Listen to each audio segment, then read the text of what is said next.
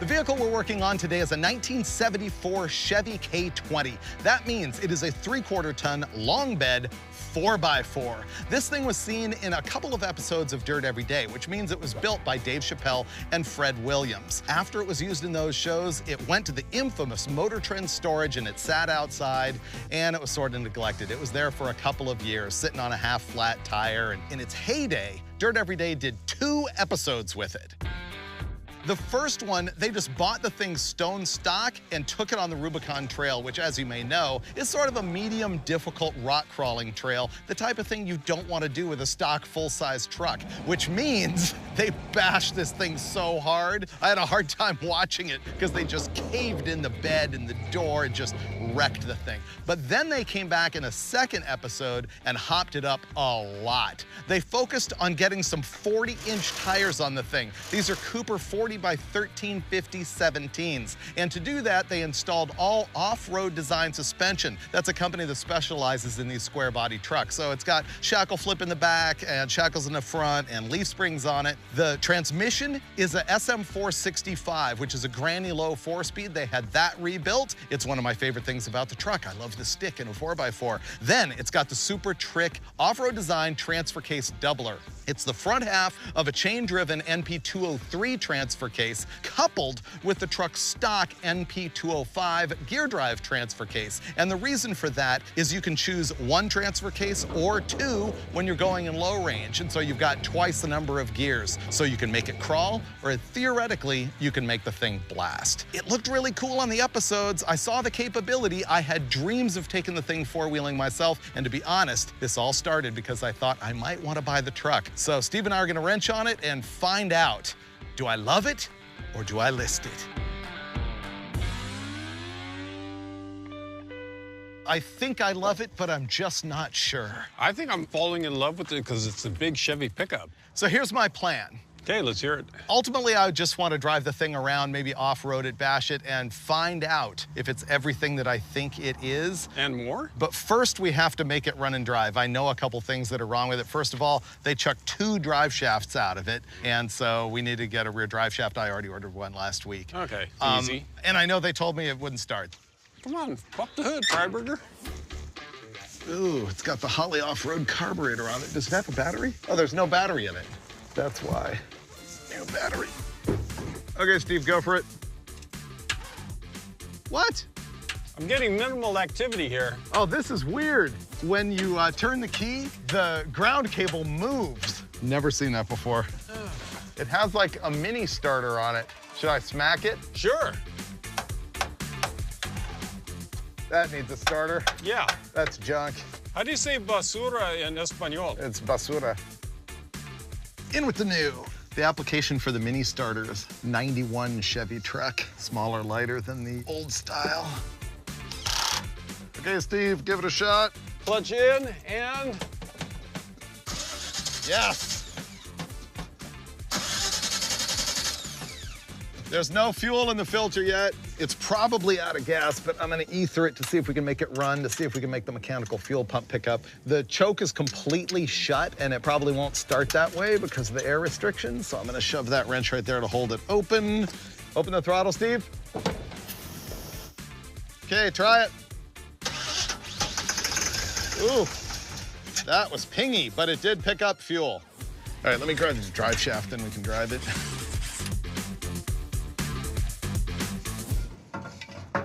Go. One of the things that you gotta worry about if a drive shaft is broken on the trail is whether the yoke is damaged. They can actually get stretched out this way or that way. And the other thing is that the little nubs on the side that hold the U-joint side to side can be gacked, just like this one is right here. I'm actually gonna have to file that. That's really bad. That's why drive shafts are falling out. This really needs a yoke. Maybe we can roadkill it. Once again, our life was saved by Mike at Driveline Services in Fresno, California. That one has really good nubs on it. This one, ah! Oh, no. Yep. Really? I just dropped the cap in the dirt. Looks like I got away with it. You don't want all the needle bearings whacked out of space, or you don't want dirt in there.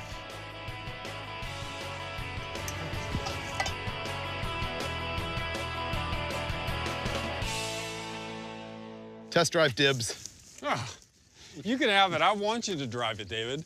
I want to drive it. I'd like to drive it too, but I will give you the honors. It needs less ignition timing, we know that. Whoa.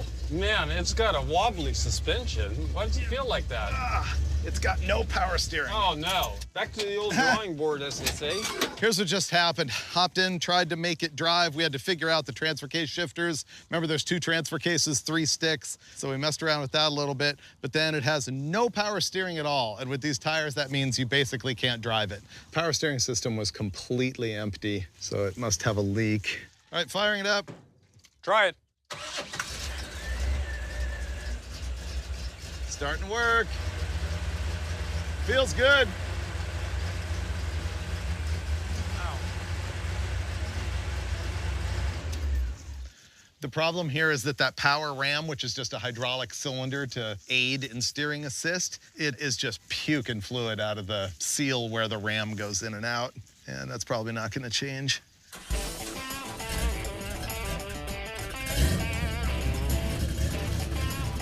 Okay.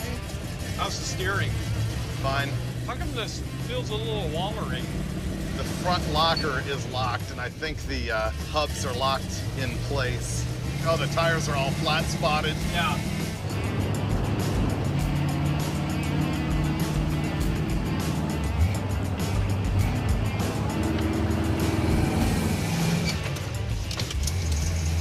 Oh, it's pinging like mad. Well, you can tell it was over advanced when we were cranking it. Yeah. Plus that gasoline, and it's 3 years old. That too. We can make this way better. Oh, yeah. Oh yeah, it's pinging. It's rattling bad. Give some gas. That wasn't detonation, that's the exhaust. That is 100% detonation. Oh. No question in my mind. Maybe we better go back and adjust the timing. I wonder if those guys set the timing with the vacuum advance on. Probably.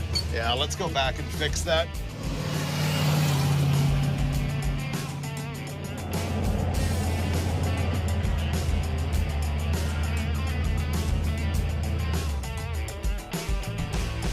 Okay, it's marked.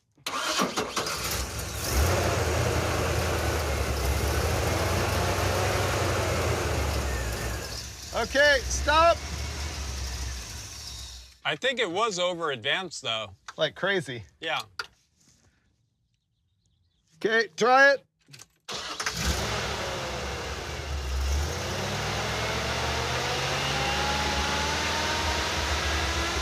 Stop.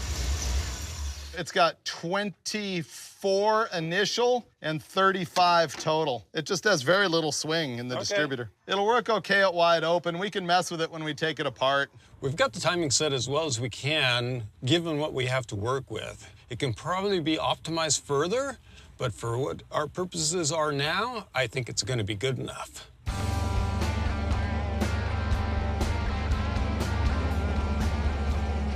We're driving along and the engine is running so much better. It's actually great. But then the truck starts to shake really bad. And sure enough, I called it. Those little tangs that are on the yoke on the rear end that need to retain the U-joint, they were too far gone. Look, I spit out an entire U-joint cup. Don't you hate it when you know something's gonna go wrong? You ignore it in the roadkill hope that it's gonna be okay, and it bites you anyway. So we're gonna have to go back home and fix that. Bummer. We made it run great, but there's a couple of really obvious things we gotta deal with. You wanna pull the drive shaft? I'll start messing around with the steering disaster. It is a disaster at that. Yeah, I think I'm just gonna plug the box, get rid of the ram.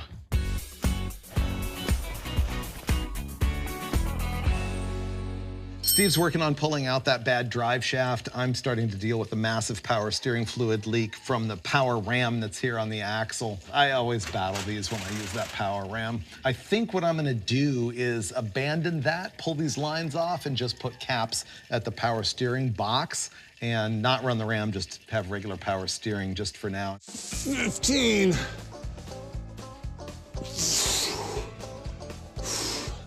I did that without anyone spotting me. I was gonna go and take the broken U-joint out of the drive shaft, but the yoke here is pretty beat up from hammering against the rear end, so it's gonna have to go back to the drive shop for a new yoke because this is not gonna be fixable otherwise. Here's the next problem that we have. You can see that this unlocking hub just spins freely in here. What the unlocking hub is supposed to do is engage or disengage the outer axle stub from the hub so that it's either driving the wheel or not, so that you can put it in four-wheel drive. I think it might just be connected. I'm not sure. No, it's not. You can hear the locker going. It might be locked because with the locker, you can turn a wheel faster than the ring gear, but not slower than the ring gear. I would know if I was looking at the axle shaft in there, but I'm not. Anyway, I'm gonna take this apart and see what's going on. That was loose. That one was not tight. Wow, that one was falling out. That one's missing. Okay, this is a Yukon hub, which I've never messed with before. Aha, this is bad. See this clip right here? That clip is supposed to be on the end of the axle stub right there. I've got the hub all apart, and I was telling you how it engages and disengages, so I'm gonna show you how that works. This piece right here has internal splines that match with the splines on the end of the axle shaft right there. That axle's getting power from the differential. Then you've got this gear that has OD splines that mesh with these in the hub. And what happens is these go together, and you can see that right now they will turn separately. But when you engage it like that, then now they turn together. The problem is the doohickey that actually engages and disengages these two, well, part of it is the spring, but part of it is a piece that goes in here on the turning knob. See that cam or ramp shape right there? There's a piece that goes on that that acts on those gears to push them in and out. And that piece is completely missing. Those guys decided to put it together just in a full locked position. So that's my problem right there. I'd really like to have it locking and unlocking for streetability so that it drives better with the Detroit locker in the front being disconnected when you're in two-wheel drive. So my choices are buy new hubs that are cheaper just at the parts store and know that they're nowhere near as strong, or get the parts to put the Yukon in like with the disengaging doohickey, or just reassemble it the way it was. And the thing is, these Yukon hubs are really strong. They're also 600 bucks. So I don't know what we're gonna do yet. And unfortunately, it's 7 p.m. right now, and I'm not gonna be able to get any of those parts. And so I think we're gonna call it for the evening and come back tomorrow and figure out how to fix this junk. We're dealing with the front steering. I need a couple caps to solve that problem. Right. We're dealing with the hubs. I need parts to solve the hubs. And then I stupidly destroyed our brand new drive shaft, and that's out at the shop. But the one thing that we can do right now is install a new yoke on the rear end to fix the problem that broke the drive shaft. That's what we're getting into now, and then as parts show up, we'll be able to keep putting this thing back together, but we're gonna go on to that rear end yoke. Now I have to remove the yoke off the rear end because it's what's causing the drive shaft to frag. You just have to take this locking nut off the center of the pinion stem, and then if that comes off easily, I have to find out if the yoke will come off, and then we'll put a new one on, and there's some tricks to show you there that are not fully intuitive, so wait for it. How much of a battle will this be?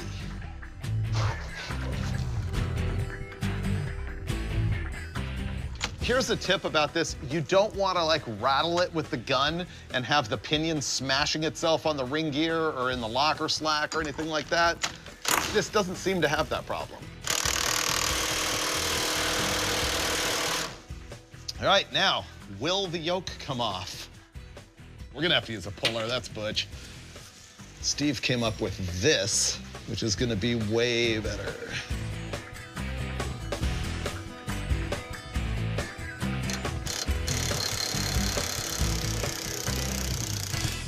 That's a bam. It all came down to using the proper tool. Yep, proper tool, made it happen.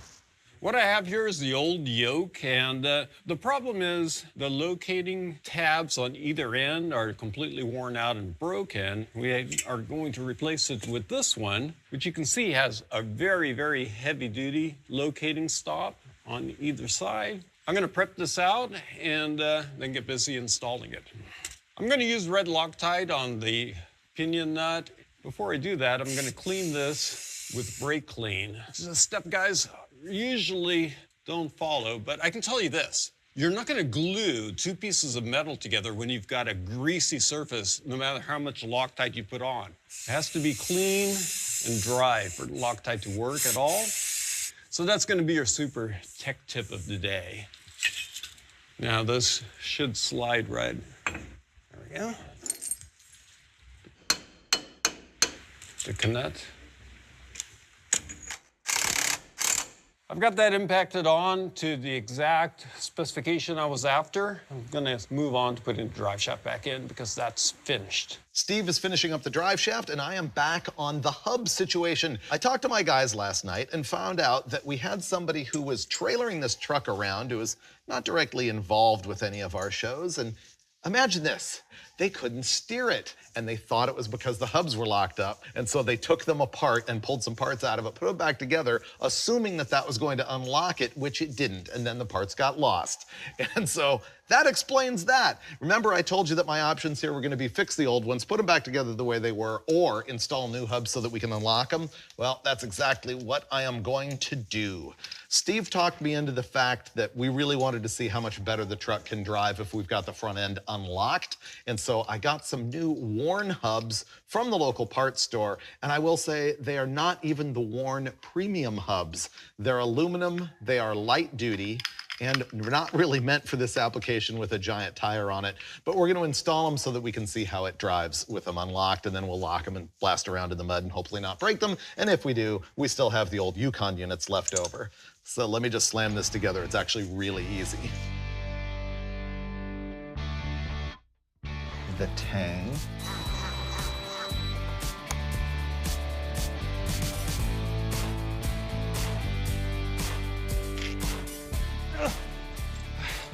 Drive shaft's done.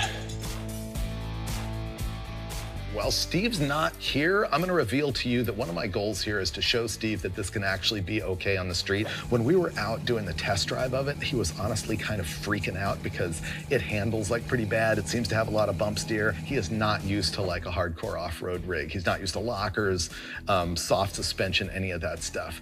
And one of the big problems it had was the lockers, and the other big problem was the problem with that steering doohickey, and of course the hubs. But the other thing is it only had 5 PSI in the tires. Now that's totally normal for like hardcore rock crawling, but Steve is just not used to how that feels. And so while he's not here, I'm gonna go ahead and put 25 pounds in the tires, and combined with everything else, I hope it drives pretty good.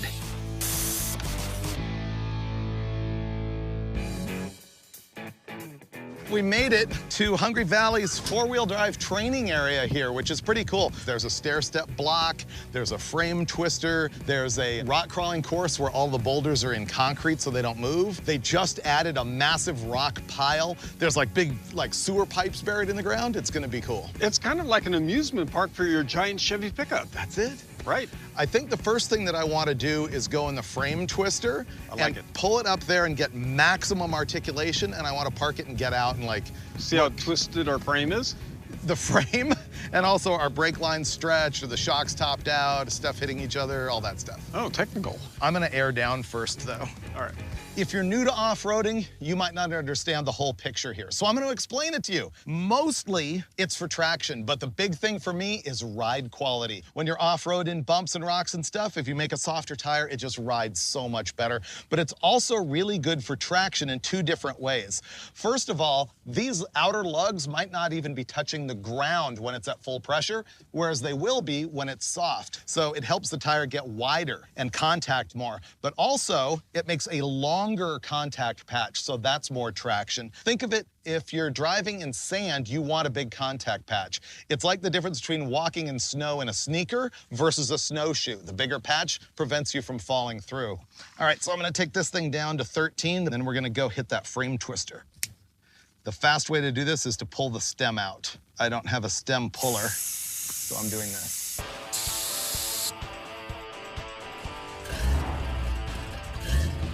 There's a spot about halfway up where I think we can get it really twisted, and then get out and look. I'm gonna twist it as much as I can. Well, so far, it seems like a cakewalk for this truck. Well, it's a long wheelbase. It has that in its favor. Yeah. But I think right up here, it's gonna stuff tires, like right here, right? Oh man, that doesn't even feel like anything. Doesn't do anything to this truck. Does not care, does it? Oh, you conked it out. I did conk it out. Yeah. There we go. That's got a little stuff to it right there. Really? Oh, yeah, that's about max. Ready to have a look? Parking brake doesn't work? No. I'll be sure not to get behind the truck. No, I wouldn't do that. Oh, wow. The door doesn't want to open because the fender's flexed. What I'm doing here is just looking at the suspension at full articulation for any problem areas. I want to see if brake lines are stretched, drive shafts are falling apart, shackles are hitting, shocks are too long or too short, all kinds of stuff like that. The wildest thing I've seen yet is that left rear leaf spring is in an S shape, just completely folded, which is cool. Here's the other thing that is part of the articulation on this truck is the bed and cab are completely torqued, not only this way, but also this way. The gap over there is way bigger than the gap here. Just the frame flex is huge on a long bed truck like this.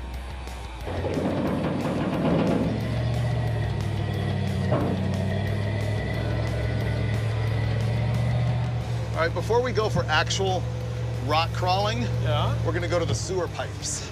The sewer pipes, it sounds filthy.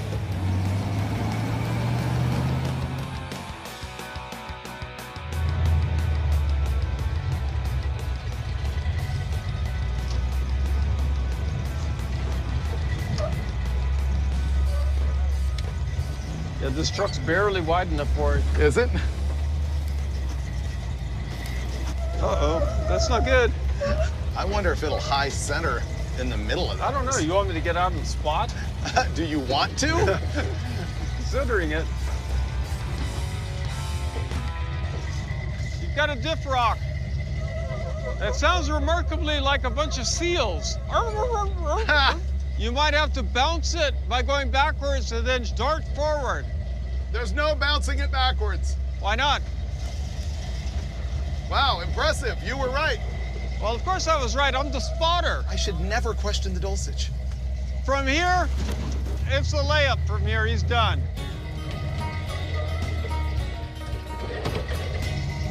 Wow. This truck's great.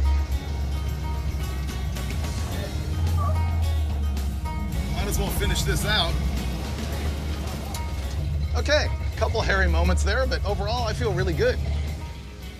You impressed me on the backing up over the rock. I thought it was dug under, like if here's the rock, I thought the diff was down. I didn't think it would go up and over it. It was good. You know, I was the spotter, Freiburger. I had to do the job. You ready for what very well could be our final feat? Yes. Sewer pipes are one thing, but this is more. This is rock crawling. Sort of legit. Wow, I'm driving from memory here because I cannot see anything. You're doing a great job, David. Thanks. You've got way further than I. Bro. Oh, I heard the back end slide. Uh-huh. Now that we're there, I want to go look and see what's happening. Well, I went rock crawling for my first time in, I don't know, multiple decades, and I was doing pretty well, and I loved the truck, but I think I ran out of talent here, so I'm gonna have to build a highway, and hopefully we can even get out of this spot, because once we do, it's even worse up ahead. I just don't know how we're gonna get out of here. Now, if only soap could unstick us from a massive rock problem, there is no try. I like the attitude, David, and I feel success. We're on something hard now. Yeah, your tire's just freewheeling. Here's my play. The rock that's under the front diff is gonna get cleared when the tire rolls up on that rock that I placed right behind it.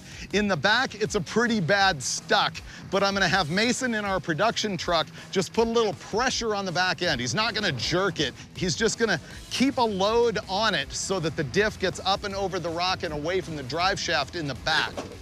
Kung Fu grip me, man. I want to go find another obstacle and win. Driver swap. All right. It's your turn. You're gonna like, We're waiting. show me how it's done?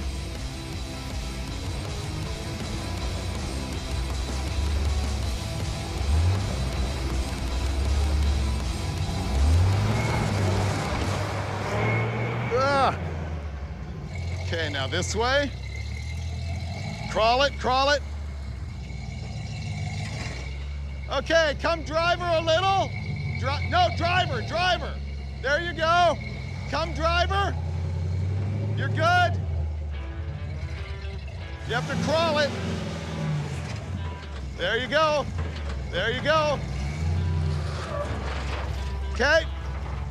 Okay, now stop. Okay, you're good. Crawl it. There you go. You're home free. I got it now. You are a rock crawler, Steve Dulcich. I'm a rock crawler! Woo! Yeah! Home free. The sewer pipe! Yeah! That was great. Yeah!